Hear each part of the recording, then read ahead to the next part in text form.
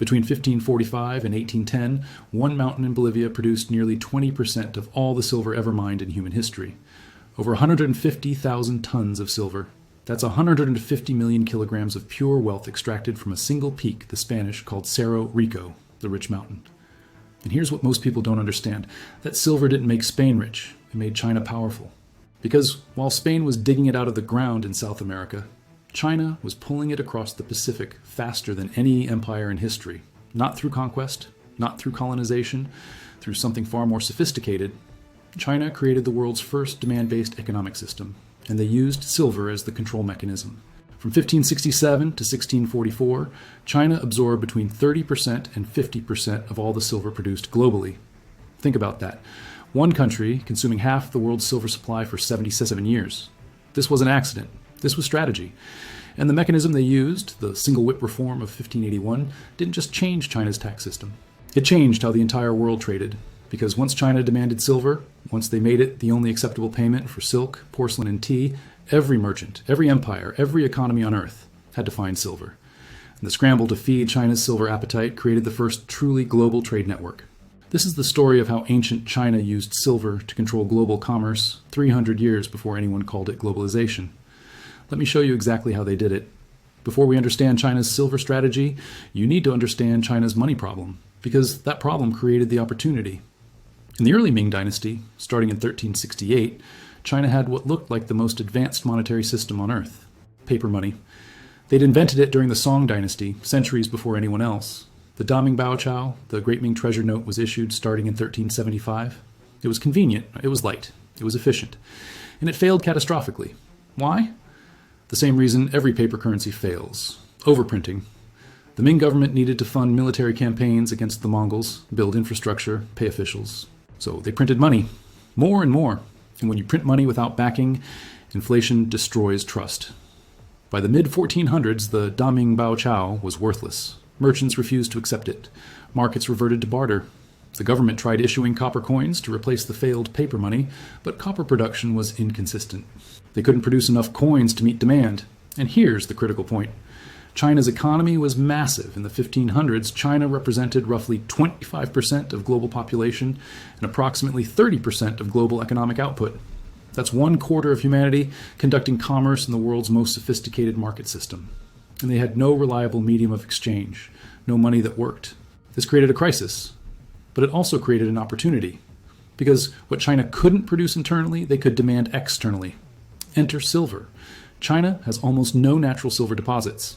Geologically, China is copper-rich, gold-poor, and silver-absent. Maybe 10 provinces had small silver mines during the Ming Dynasty, producing perhaps 3,000 kilograms annually. Total, that's nothing.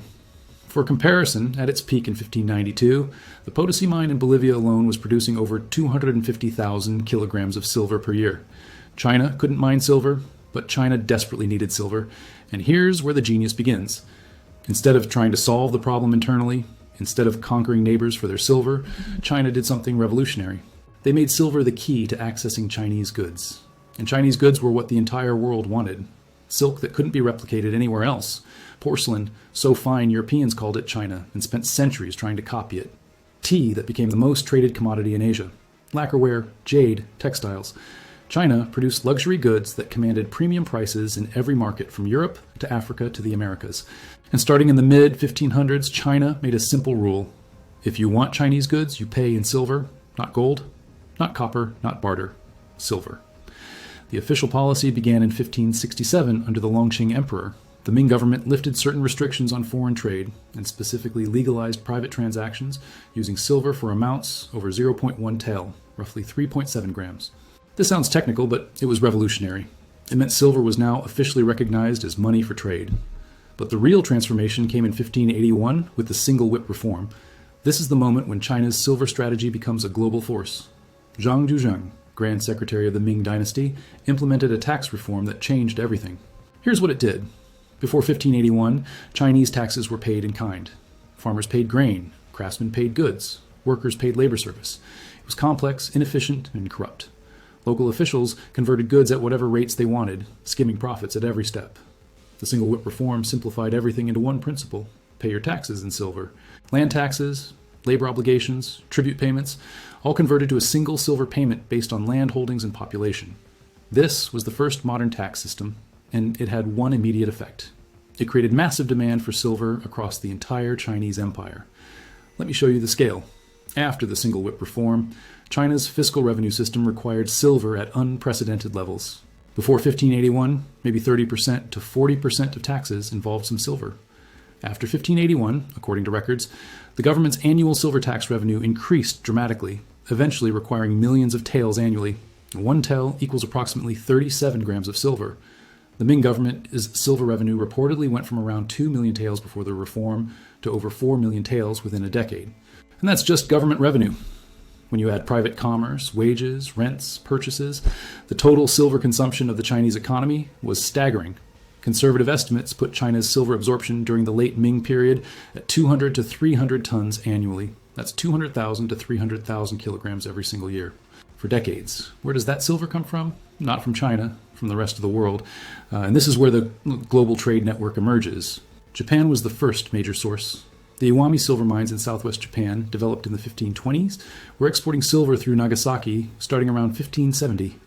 Japanese silver production peaked in the late 1600s, but by the 1590s, Japan was shipping significant quantities of silver to China through intermediaries. Portuguese traders initially controlled this route, followed by the Dutch and Chinese merchants. But Japan couldn't meet China's demand alone. The volumes were too large. Then in 1545, Spanish conquistadors discovered something that changed world history. Cerro Rico, the rich mountain, Potosí. Potosí is located in modern-day Bolivia at an elevation of over 4,000 meters, one of the highest cities on Earth. The Spanish discovered silver there in 1545, and what they found was geologically extraordinary. Cerro Rico was essentially a mountain of silver ore. At peak extraction, ore from Potosí contained up to 40% silver by weight. That's unheard of. A single ton of this ore could yield 12,000 troy ounces of silver. By the 1560s, Potosí was producing 5 million troy ounces per year, roughly 155,000 kilograms annually. By 1600, Potosí had become the source of 60% of the world's silver production. And between 1545 and 1810, over 265 years, Potosí produced nearly 20% of all known silver ever mined, over 150,000 tons. Where did it go? Much of it went to China. Here's how the route worked. Spanish galleons transported Potosí silver across South America to the Pacific coast, then loaded it onto ships sailing from Acapulco, Mexico to Manila in the Philippines. This was the Manila galleon trade, operating from 1565 to 1815. Massive wooden ships, 2,000 tons, carrying silver twice a year across the Pacific. In Manila, Spanish traders exchanged silver for Chinese goods, silk, porcelain, spices, brought by Chinese merchants on junks. Between 1572 and 1589, the number of Chinese junks sailing to Manila increased by 1,000%. That's 10 times more ships in under 20 years. Why? Because the profit was extraordinary. Here's the arbitrage that drove the system. In Europe, the gold to silver ratio was approximately 12 to 1, meaning 12 ounces of silver could buy 1 ounce of gold. In China, the gold to silver ratio was approximately 6 to 1, meaning 6 ounces of silver could buy 1 ounce of gold. This created a simple, massive profit opportunity. Merchants could take silver to China, exchange it for gold or goods, take those goods or gold back to Europe, and double their money. The Chinese premium for silver was so high that merchants could make 100% profit or more on the round trip. Let me give you the specific data.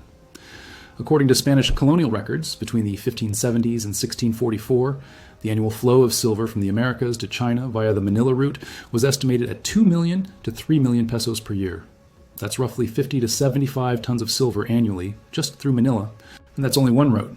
Silver also flowed from Mexico directly across the Pacific, from Peru through the Atlantic to Europe, then overland, and by sea to China, and from Japan through Korean and Chinese ports. Total estimates suggest that between 30% and 50% of all New World silver eventually ended up in China. Some historians argue the number is even higher. From 1500 to 1800, Bolivia and Mexico produced roughly 80% of the world's silver. And of that 80%, perhaps 30% ended up in Chinese hands. That's an almost incomprehensible concentration of global wealth flowing into one economy. What did China do with all this silver? They monetized it. They turned it into the foundation of their entire economic system. Silver became money, not just for taxes, but for wages, for rent, for purchases, for savings. Farmers received payment in silver. Landlords collected rent in silver. Merchants traded in silver. The wealthy hoarded silver ingots called saisi, boat-shaped silver blocks stamped with purity marks. By the early 1600s, China's economy operated on a de facto silver standard. And here's the key. Because China controlled demand for silver through their tax system, because China produced the goods everyone else wanted, China effectively controlled the global price of silver. When China increased tax collection in silver, global silver prices rose. When Chinese demand fell, prices fell.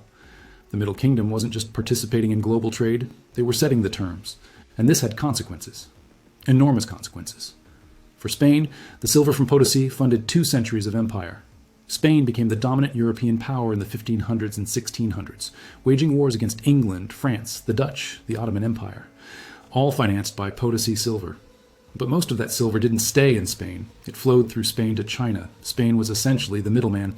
They extracted the silver in South America, transported it across the world, and traded it to China for goods that Europe wanted. Spain got rich from the transaction fees, the shipping, the control of the route, but the silver itself ended up in Chinese vaults. For Europe, the silver trade created inflation. The Spanish brought so much silver back to Europe that it flooded markets, devaluing currency, driving up prices. Historians call this the price revolution of the 1500s. Prices in Europe increased approximately 300% to 400% over the 16th century. This hurt ordinary Europeans whose wages didn't keep pace with prices. But it enriched merchants and traders who could access goods from China. For the Americas, the cost was human. The Potosí mines operated on forced labor. The Spanish implemented the Mita system, a mandatory draft requiring indigenous communities to send approximately 1/7 of their able-bodied men to work in the mines each year. Conditions were brutal. Workers descended into shafts over 1,000 meters deep, extracting ore with hand tools exposed to mercury poisoning. From the refining process, facing cave-ins falls and pneumonia from extreme temperature changes between the deep, hot shafts and the freezing surface at 4,000 meters elevation. Estimates of deaths vary wildly. Some sources claim 8 million miners died over the centuries. More conservative historians estimate hundreds of thousands. Either way, the human cost of feeding China's silver demand was catastrophic. And for China, the silver inflow created an economic boom. Historians call it the late Ming commercial revolution. Chinese craftsmen began designing goods specifically for foreign buyers in Europe and Spanish America. Export industries expanded. Coastal cities grew. Wealth accumulated. China's GDP increased as silver liquidity enabled more complex financial transactions, credit systems, long-distance trade. It was a preview of what would happen 400 years later when China again became the workshop of the world. But silver also made China vulnerable. And this is where the trap closes. Because China didn't produce silver domestically, China's entire monetary system depended on imports. When silver inflows stopped, the system collapsed. And that's exactly what happened in the 1630s and 1640s. 3 events combined to cut off China's silver supply. First, in 1633, Japan implemented the Sakoku policy, closing its borders to foreign trade. This stopped Japanese silver exports to China. Second, in the 1630s, silver production at Potosí began declining. The richest ores had been exhausted. Production fell from its peak of 250,000 kilograms annually to less than half that by 1650. Third, in 1639, the Ming government, facing internal rebellions, increased taxes dramatically to fund military campaigns. But with silver supply falling, the price of silver rose. Farmers couldn't pay taxes. They went into arrears. Local governments ran out of money. They laid off clerks and soldiers. Those unemployed soldiers joined rebel armies. By the 1640s, the Ming Dynasty was collapsing, not primarily because of external invasion, but because the silver-dependent fiscal system broke down. When silver stopped flowing, the government couldn't function. In 1644, the Ming Dynasty fell, rebels captured Beijing, the Qing Dynasty took power. The silver trap had closed. China had built an economic system so dependent on foreign silver that when supply contracted, the entire empire collapsed. This is the hidden cost of China's silver strategy. For 80 years, from the 1560s to the 1640s, China dominated global trade by controlling demand for silver. They made silver essential. They absorbed half the world's supply.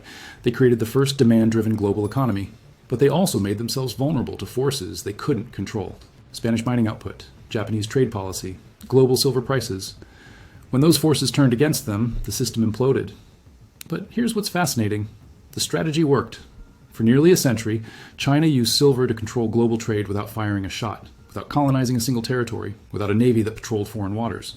They simply made their goods so desirable and their payment terms so specific that the entire world organized itself around feeding China a silver appetite. Spanish galleons crossed the Pacific. Chinese junks sailed to Manila. European merchants competed for access to Chinese markets. Japanese silver flowed south. All because China said, if you want our silk and porcelain, bring silver. That's soft power. That's economic control without military force.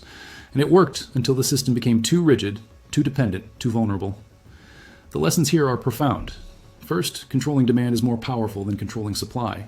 China didn't mine silver. They didn't need to. They controlled what everyone wanted, and they set the terms of exchange. That's the ultimate economic leverage. Second, currency systems built on external dependence are fragile. When you don't control your own money supply, when you depend on imports, you're vulnerable to shocks you can't predict or control. Third, global trade networks emerge when incentives align. Merchants crossed oceans, risked their lives, and transported tons of silver across the Pacific because the profit was there. You didn't need a global government or international agreements. You needed arbitrage opportunity, and merchants found it. Fourth, every economic system eventually fails. The Portuguese real collapsed, the Dutch guilder collapsed, the British pound collapsed, and China's silver-based Ming economy collapsed. Not because the strategy was wrong, but because external conditions changed and the system couldn't adapt. And here's the final, most important lesson. China's silver strategy wasn't ancient history. It's the template for modern economic power. Today, China is again the world's manufacturing center. They produce the goods everyone wants: electronics, machinery, textiles. They set the terms of trade. They control supply chains. They accumulate reserves, not in silver, but in dollars, euros, and increasingly gold. The tools have changed. The strategy hasn't. Control what others need. Set the terms of exchange. Accumulate the reserve assets that give you leverage. This is the same playbook China used 400 years ago, and it's working again. From 1567 to 1644, China absorbed up to 50% of global silver production. They didn't conquer the world. They made the world come to them. That's power. That's control. And that's the strategy that created the first global economy. If this showed you a pattern you'd never seen before, if you understand now that China's silver strategy 400 years ago created the blueprint for modern economic control, then you're seeing history differently. Because the past doesn't just repeat, it teaches. And what the Ming Dynasty teaches us is this. Economic power doesn't come from armies or colonies. It comes from controlling what others need and setting the terms of exchange. China learned that lesson in the 1500s. They're applying it again today. The silver has been replaced by rare earth elements, manufacturing capacity, and supply chain dominance. But the strategy is exactly the same. Welcome to the world China built 400 years ago and again today.